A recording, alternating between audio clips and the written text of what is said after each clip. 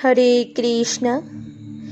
এই কলিযুগে প্রায় সকল মানুষই দেবদেবী ও ভগবানকে এক করে ফেলে।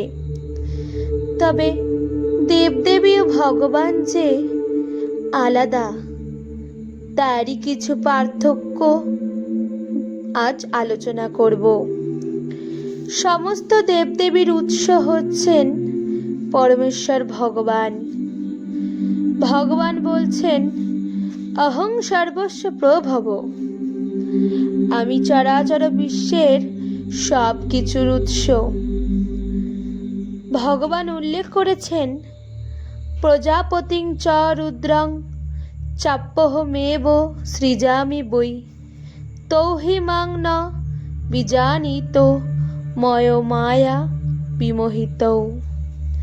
অর্থাৎ প্রজাপতিরা, রুদ্র এবং অন্য সকলকেই আমি সৃষ্টি করেছি, যদিও তারা তো জানে না, কারণ তারা আমার মায়া শক্তির দ্বারা বিমোহিত। ভগবানকে বলা হয় অসমর্থ, অর্থাৎ কেউই তার সমান নয়, কেউই তার ঊর্ধ্বেও নয়। ভগবান হচ্ছেন পরম নিয়ন্তা। সমস্ত দেবদেবী তার অধীন ভৃত্য মাত্র। দেবদেবীরা বিশেষ বিশেষ ক্ষমতার অধিকারী, কিন্তু সমস্ত ক্ষমতার উৎস স্বয়ং ভগবান। ভগবানই তাদের সেই ক্ষমতা দিয়েছেন। দেবদেবীরা প্রত্যেকেই ভগবানের কৃপার উপর নির্ভরশীল।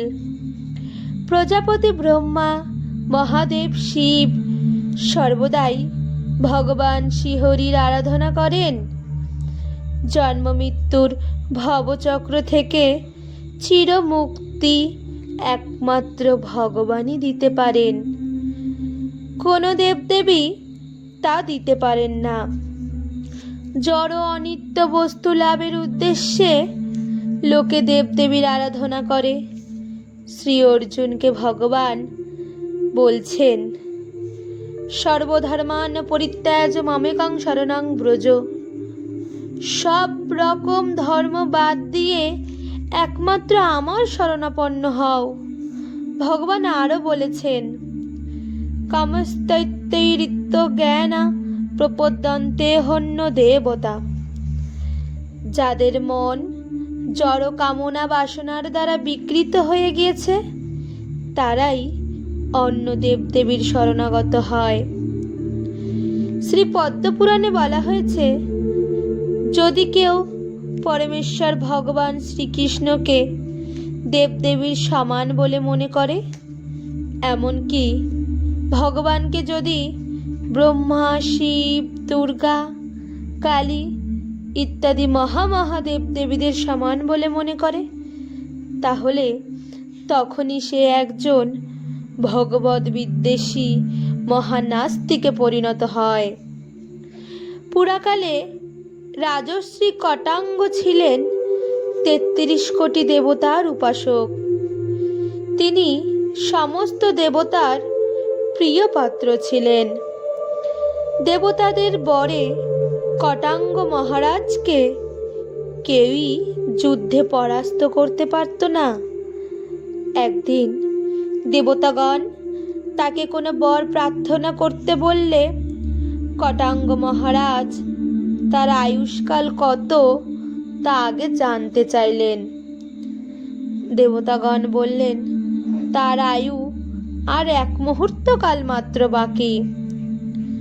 তখন তিনি আর কালক্ষেপ না করেই দেবতাদের দেওয়া বিমান যোগে আপন রাজধানীতে ফিরে গিয়ে পরমেশ্বর ভগবানের আরাধনায় সর্বতোভাবে মনোনিবেশ করলেন। কারণ তিনি বুঝেছিলেন যে দেবতারা তার জড় কামনা পূরণ করবেন বটে, কিন্তু তাতে কোনো নিতামঙ্গল লাভ নেই। আসল কাম্য হচ্ছেন ভগবান শ্রীহরি। শ্রীমদ্ ভাগবতে রয়েছে, দ্বৈতদের দ্বারা বিপন্ন সমস্ত দেবতাদের মঙ্গল বিধানের উদ্দেশ্যে দেবমাতা অদিতিকে তার প্রতি মহর্ষি কশ্যপ পরমেশ্বর ভগবান শ্রীহরির ভজনা করতে নির্দেশ দিচ্ছেন। তাই শ্রীমদ্ ভগবদ গীতায় বলা হয়েছে, দেবতার উপাসকগণ স্বর্গলোকে উন্নীত হতে পারেন, অনিত্য স্বর্গ সুখ ভোগ করতে পারেন, কিন্তু যারা ভগবানের ভক্ত তারা চিন্ময় জগৎ অর্থাৎ বৈকুণ্ঠে বা গোলক ধামে নিত্য গতি লাভ করতে পারেন।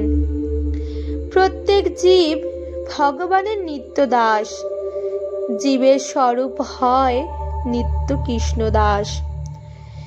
যতক্ষণ পর্যন্ত জীব তার এই নিত্য স্বরূপ উপলব্ধি করতে না পারছে, যতক্ষণ পর্যন্ত জীব সচ্চিদানন্দময় পরমেশ্বর ভগবান শ্রীহরিকে না জানছে, ততক্ষণ তাকে নানা যোনি ভ্রমণ করে দুঃখময় ভব সংসারে পতিত হতে হবে। ভগবান বলেছেন, অহং হি সর্বযজ্ঞানাং ভোক্তা চ প্রভুরেব চ ন তু মামভিজানন্তি তত্ত্বেনাত্মশ্চ বস্তিতে।